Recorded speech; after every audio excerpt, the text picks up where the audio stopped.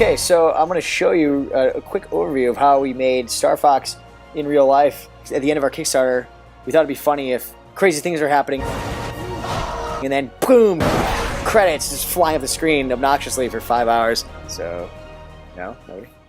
It's genius. So this is what the end looks like, and in my mind it looks so much cooler. It's like when you play this when you're like 10. It looked amazing. First thing I did was I looked at THX, and because I remember there was a guy staying at Sunset with like a really long lens, and so I was like, how do we make a shot like that? Because obviously we don't have the equipment to shoot that for real. Well, and even if we had a lens that long, we wouldn't be able to shoot like a running shot. It would be impossible. So anyway, I made a sun in Photoshop, and it looks so stupid. I figured, well, whatever, let's get it close and we'll see what happens. And it looked all right later. So I took my Photoshopped sun, brought it into motion. I know that seems weird, and sure, there's maybe some way to do it in After Effects. I don't know what I'm doing. In motion, there's already a filter that's like heat waves or something. So I took that, and then I just tweaked the hell out of it.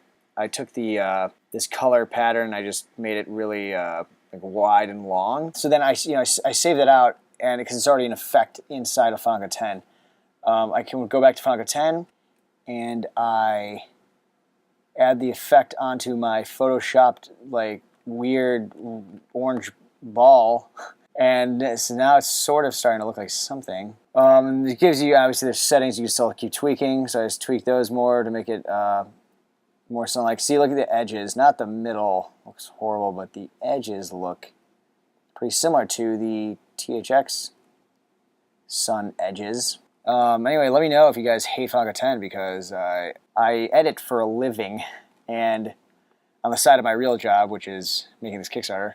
But everyone there thinks I'm an idiot because I use Final Cut 10. The only person. I started in Avid, and I went to Final Cut 7, and then Premiere, and they all are horrible. So yeah, for all you haters out there, let me know why you think I'm an idiot for using Final Cut 10, because it doesn't make any sense. I don't get why everyone hates Final Cut 10. It's so wildly logical.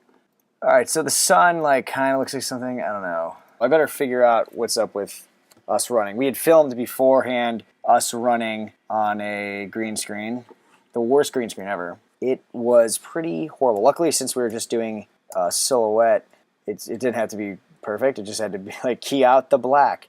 I just brought in Nuke. I wrote out each person. We were running at 12 miles an hour, by the way, and that is so fast for... And Chris threw up afterwards because we made him do it twice because he didn't do a full 60 seconds. Just use the key light in Nuke. Obviously, key light's in After Effects. It's 1,000 times simpler. Every time I try to figure out key light in Nuke, I'm like, wait, what? What the hell am I doing? Once I had them all of us cut out and keyed, I just set those aside. Okay, then I went into Photoshop and I painted all sorts of weird ground shapes. So I just made this like really long file in Photoshop, and I took images from the internet and just silhouetted them, and then some I even painted some trees just with the stylus, whatever the hell it's called. So I put a bunch of green squares in my kitchen, which is probably overkill. I took a camera that I borrowed that had a CCD in it. It wasn't rolling shutter, which is perfect for tracking. Obviously, if you use a 5D or whatever, you can remove the rolling shutter, probably no problem, especially something this simple. So anyway, so put that in the computer, it tracks the shot. It tries to calculate the parallax, which is like it takes things that are closer to the camera and things that are farther, and it based on how they move, it can just calculate how the camera's moving. Obviously, X and Y is easy, but it can figure out Z even because of the difference in motion between foreground objects and background objects. So then anyway, it recreates the camera, the exact movement that I was doing, recreates it in the computer, and then I could take that and make it look like a handheld shot was like in the back of a truck or something, was filming us running through like this weird flat region with the sun setting, which I don't even know where you would find something like that. Okay, and then here is us running on the green screen, comped in with the fake ground that I painted / stole images and silhouetted them, and just it's just like 70 million layers of like foreground and background things, and so it looks like it's a terrain, but it just really it's like little cardboard cutouts moving at different speeds, and you can see the camera movement, which is just me in my kitchen, and the movement's a little bit more extreme because I just put a lens on the computerized camera that was like 2,000 millimeters, something really long.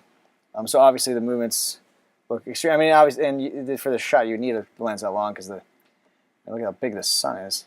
So that's all looking good. Just tweaking glows and stuff.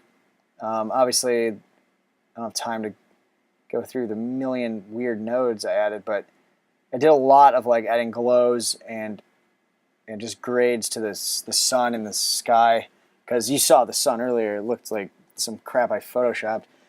So I just overexposed a little bit. Solves that problem. Moscato's the worst. Is it? This tastes like pure sugar water. I know. Just grape sugar concentrate. Okay, so also you can see I added some light wraps and some weird edges, because if you go back and look at where is it? When you see his long lens shots, the light just wraps around. Like he has the fattest red edge, and it's not very sharp. I don't know how lenses work, but when they're that long, stuff gets really distorted. Anyway, so yeah, so for realism purposes, I added just some edges. I blurred the edges on it, chromatic abrasion, and I also added a lens warp. No lens really records a flat image. It kind of bows out a little bit. Anyway, and then grain and blah, blah, stuff like that. Just dirty it up. This doesn't look so computer. And what you're looking at here, the R-wings. We didn't have enough time in the final to get this in there. Nothing can be good. We just run out of time. It sucks. So anyway, the Kickstarter is still going. When you've watched this, you should check it out, and let me know if you think the Kickstarter video is insane. I personally think it's the craziest video on Kickstarter. I was hoping that we would blow that out of the water. The craziest video ever award, which they don't have. But anyway, let me know. And tell me if I'm an idiot about Final Cut 10, because I think you're wrong. So